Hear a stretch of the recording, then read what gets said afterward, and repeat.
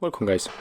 If you want to change name of your ALCATEL 3X 2018, you have to enter the settings, and in most cases you will find the rename option in the system and in the about phone, but in the ALCATEL you cannot do this.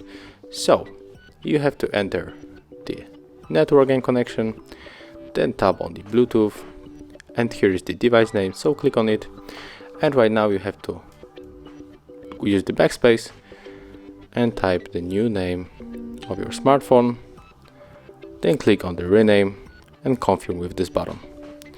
And here it is, the new name of our smartphone. Thank you guys for watching. Leave thumbs ups, comments and subscribe to our channel.